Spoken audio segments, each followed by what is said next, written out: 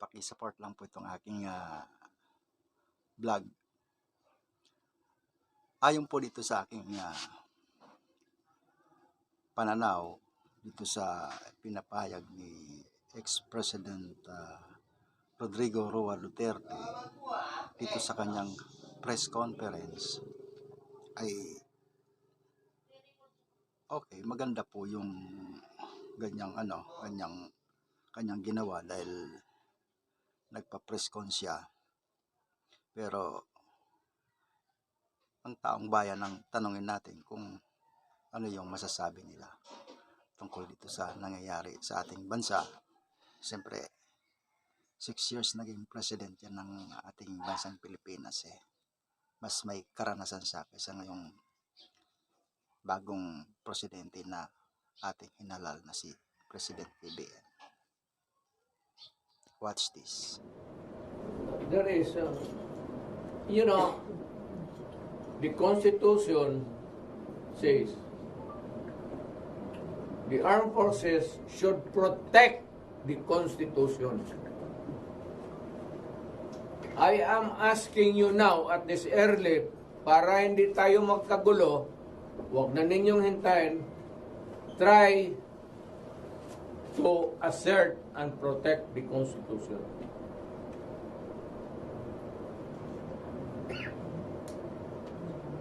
Okay, ready?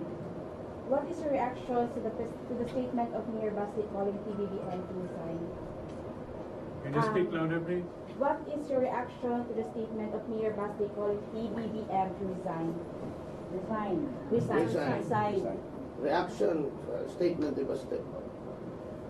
Parisign si Marcos. Parisign si Marcos. Well, si Baste, siyempre galit yan. Kasi kapatid niya nandiyan Kung tanggalin mo yung Constitution, sana pulutin si Inday.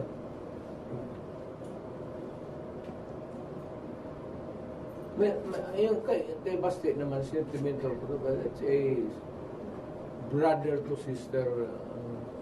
Paborito ni Inday si Baste. So, tanggalan ng tao ng trabaho, Vice Presidente. Meaning to say, Inday is not running this coming 2025. Aywan ko, hindi ko talaga mabasa si Inday.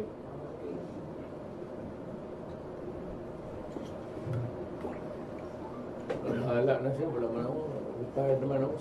Sila lang magkapatid mag-usap. Kami ba sa Davao,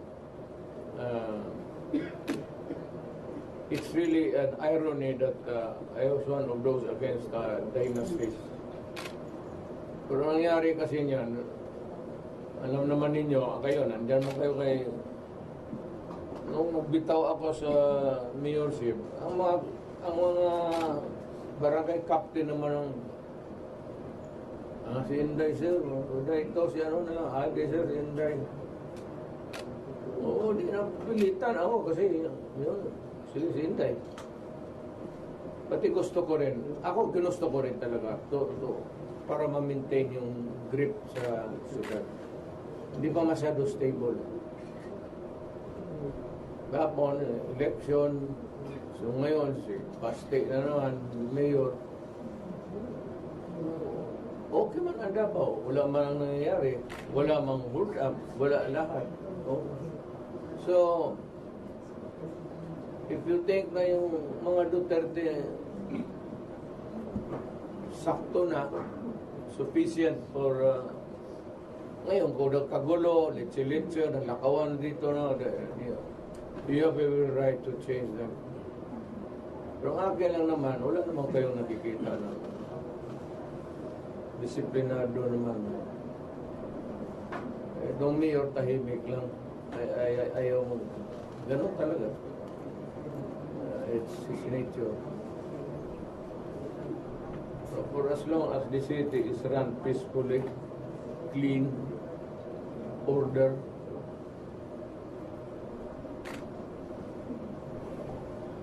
Okay, let's give a respect to our Mayor President at this point. maybe we can solicit a word from Congressman Alvarez. Hindi niyo tinanong si Congressman. May tanong ako, sir. Sikat pa naman yun. May tanong ako. Sige. Okay. Yes, sir.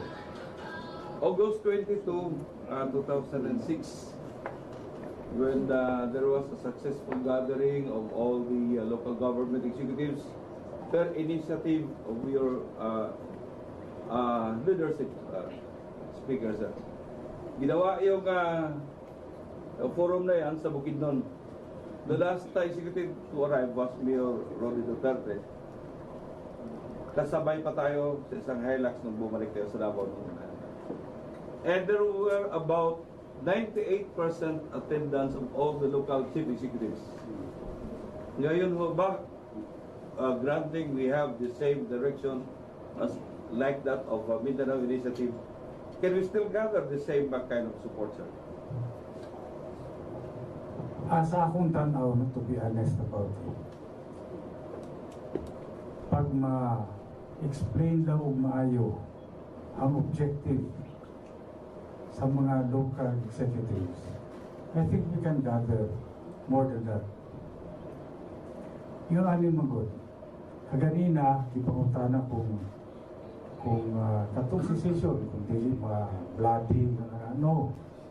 Let us take the case of Singapore. When Lee Kuan Yew and the other leaders in Singapore decided to secede from Malaysia in 1963, 64, and 65, wala may bloodshed. Wala. It was peaceful. Istorya sila Kuan, no? Si Lee Kuan Yew allow us to separate from Malaysia. Because maybe in the future, we can help you. So, ang nahitabo, we all know, Singapore tanawan eh. What is the size of Singapore? Exactly as small as Siargao Island of Surigao del Norte. Yun analagad ako. No natural resources, no agriculture. Even the waters of Singapore is imported from Malaysia. Had Lee Kuan Yew and the other leaders then not mustered enough courage to separate from Malaysia, maybe until now, Singapore is still a part of a third world country. But look at Singapore now. Asang Singapore? First world. First world. Karon, i-compare nimo sa Mindanao.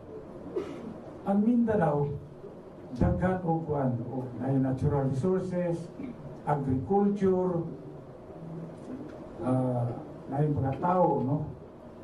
There is no reason why an independent Mindanao country will not succeed. Wala reason. Ang asset lang sa Singapore isa, good governance. And we have a lot of leaders in Mindanao na maayo. No?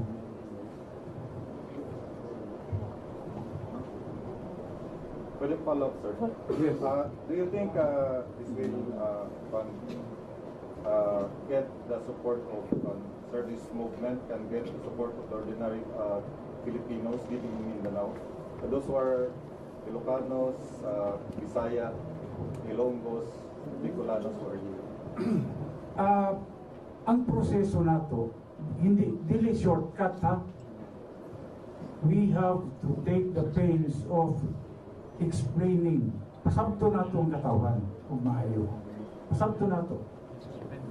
Naaman sila nagpuyo dire sa Mindanao. Naturally, gusto ka nga ang imong mga anak na ay kaugmaon. There is no other way for Mindanao to rise except to chart our own destiny. Sir Jun? Congressman, follow up now, sir. Yes. Yes, you started talking about the Mindanao independence during the Guardian Assembly in Mako last December yata yun. Yes, Sabi sir. niyo iikot kayo sa buong Mindanao. Yes, O sir. nakakuha na ba kayo ng support, sir, sa mga local chief executives? Honestly, wala pa ko makasugod og tuyok sa Mindanao. Before, yung tuyok ko, I was with Ruben Canoy and Colonel Alex Noble. But now, recently, wala pa ko katuyok. But I intend to do so since this is my last term in Congress. So, pero may mga support na, sir, na nag-signify na support ng mga... Ang grupo namo sa una, intact gihapon. Nagyapon. Ang grupo, meaning to say yung Mindanao Republic Group. Yung One People Mindanao. Yung sa dati. Oh, yun. Ano yung guda? Wala man tayo question Pilipino matantanan. Ako na ako igsuon sa Manila. Nagpuyo nga to. Sila, mga Tagalog na angare. Walang problema yan. Ang problema, it's not the people. We can always make arrangements kung paano tayo magkasunduan. Ang problema, yung pera, yung taxation, pagbili mo ng gatas, nakapatak na yung buwis dyan, padala lahat yan sa Manila, tapos sila lang ang Congress.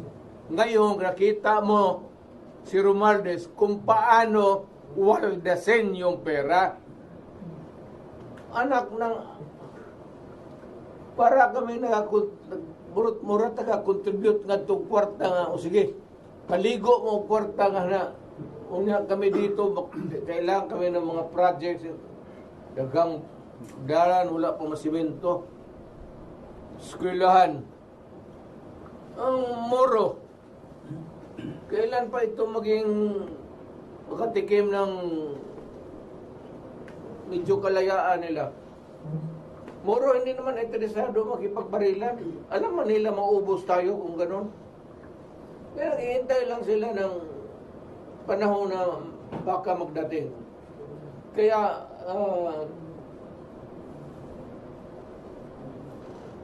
alam ko mga kapatid kong Moro, magkaisa tayo.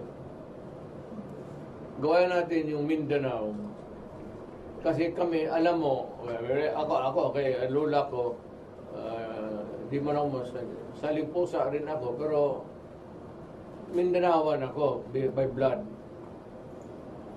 Yung nagpunta dito, mga Tagalog, Bisaya, iintindihin naman ninyo na noong panahon na yon, hindi naman namin ginusto na kung talagang pupunta kami, mag-away tayo.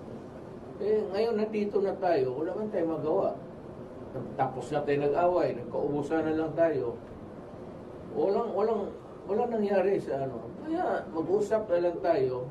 Sabi ko nga, gusto ninyo, One Mindanao tayo. Paraan natin sa proseso na legal.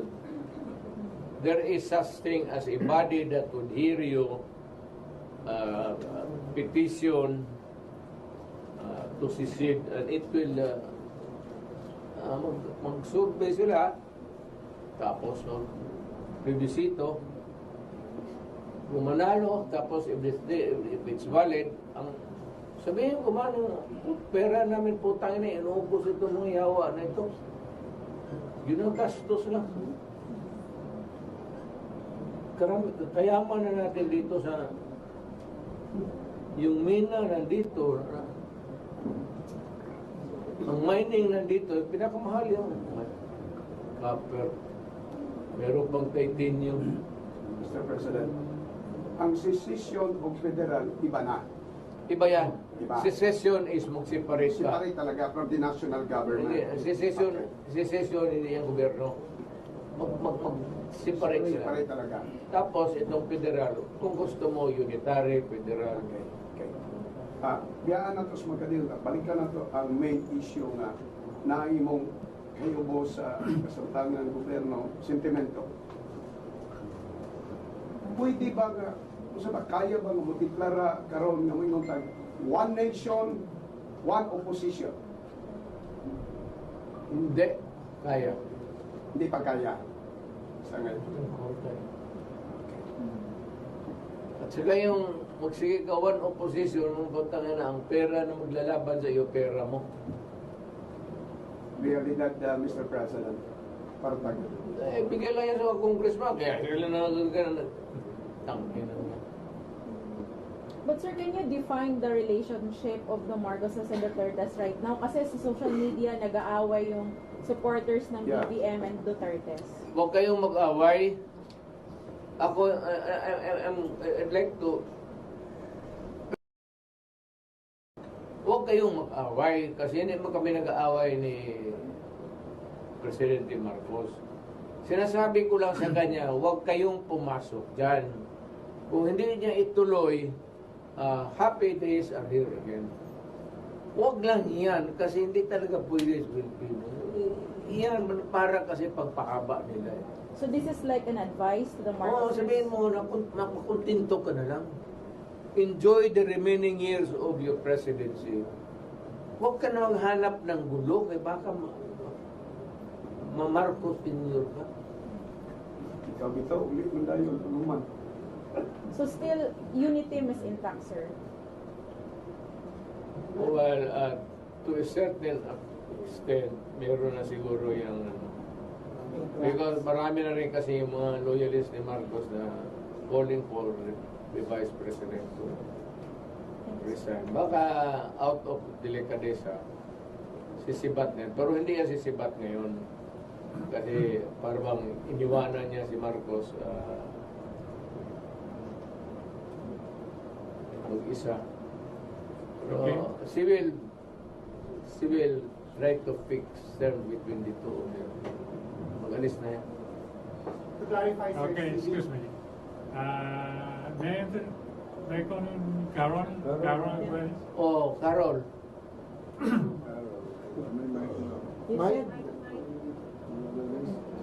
You said that you will file a petition before the Supreme Court.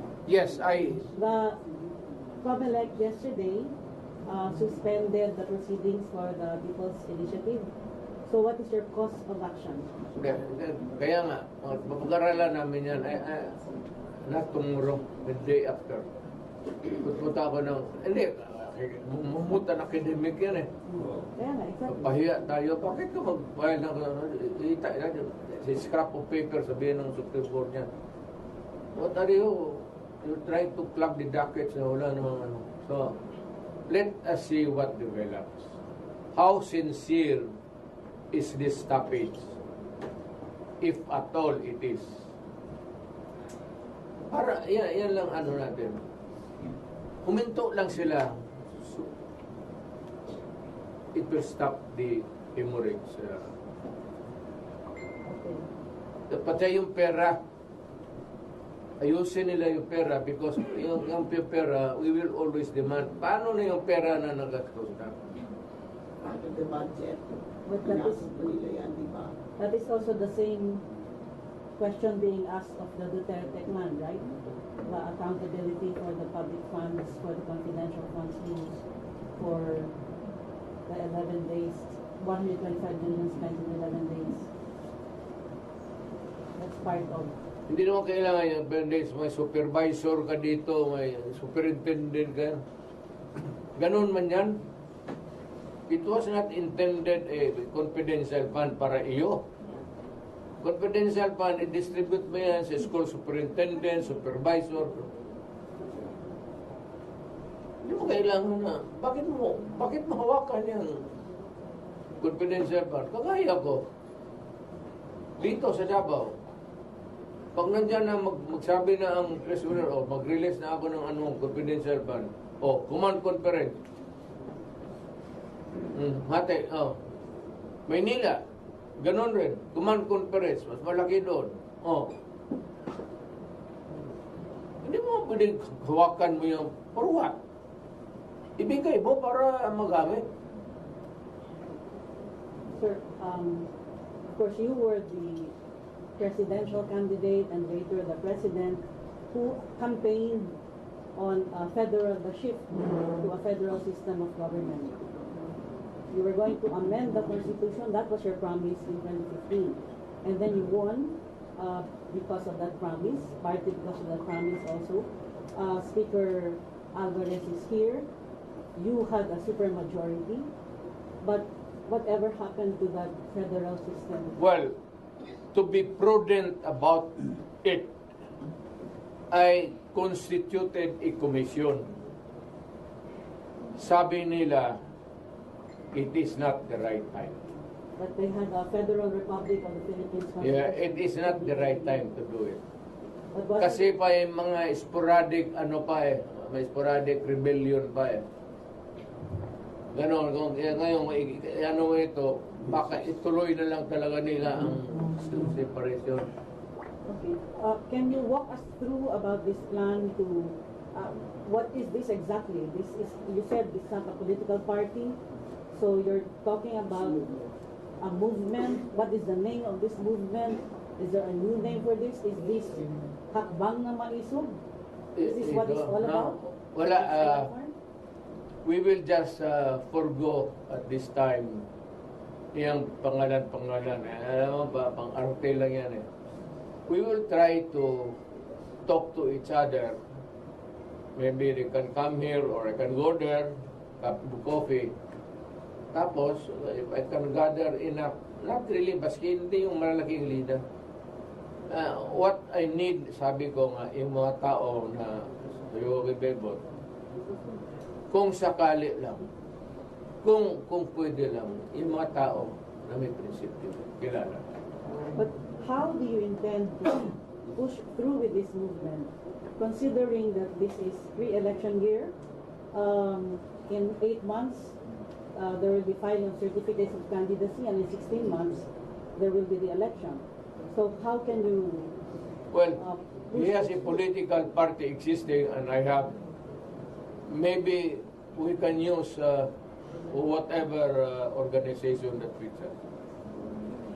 to push for a federal not this time. Hindi nga pwede, sabi ng sabi ng mga military, mga taga-UP, hindi talaga pwede.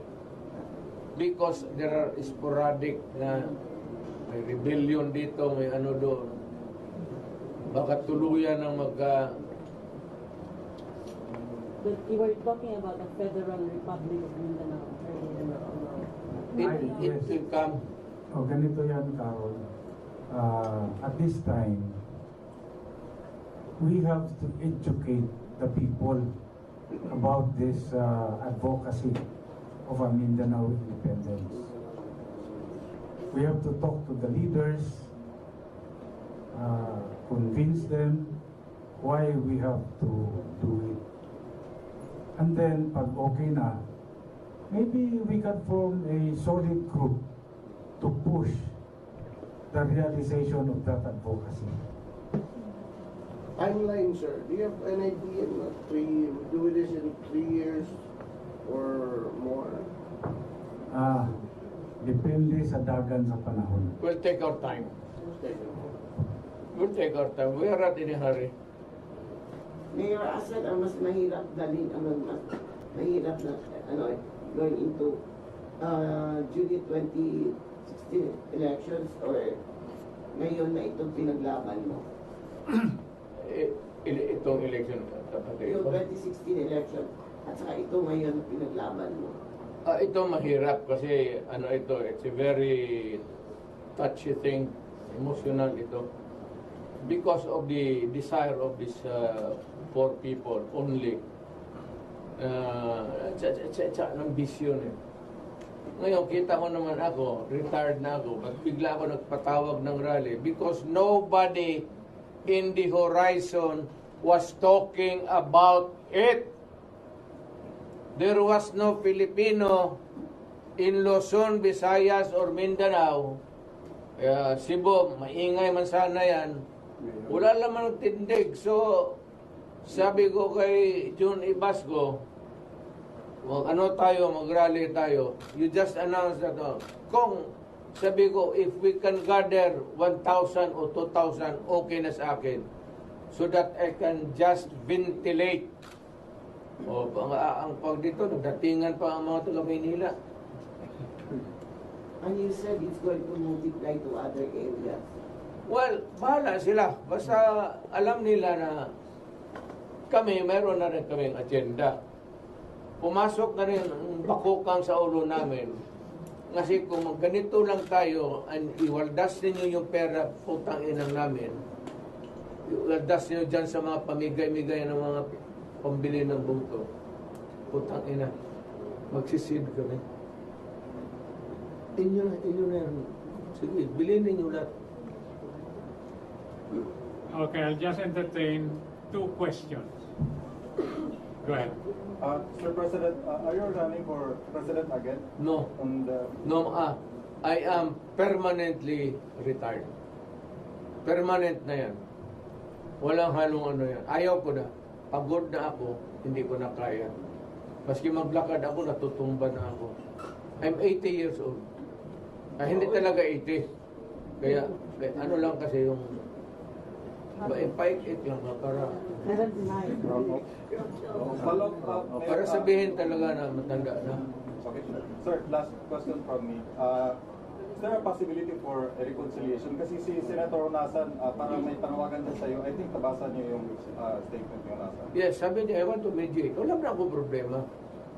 Pero sabihin ko kay Greg, ang demand ko is this. Sabihin mo sa kanya, drop it. Drop it like a hot potato. And everything will be heaven tomorrow. Okay, that's the last question. As I said, thank you, Mayor President. Thank you, Deputy Speaker. Ito lang ang masabi ko, the one last statement. Alam mo kasi, the purpose of this constitutional change is not for anything. It's not even for parliament or the essence of presidential type. It's a mechanism for perpetuation of power.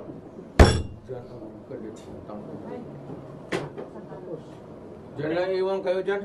Bye-bye. Huwag kayo sumabay sa akin. Tulak ko kayo sa daanan. Sir, pwede na take a picture kayong lahat, sir? Have you averted the constitutional crisis we know within the Sunday? Again? Have you averted the constitutional crisis we know within the Sunday? May nakita ka ba ng constitutional crisis sa naganap na Wala. At this time. Have you averted?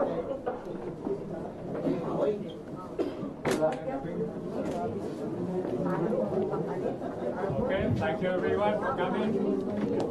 John, mauna lang ako sa... Can you just stay behind? I do not want the crowd to makita pa ako. Just stay here.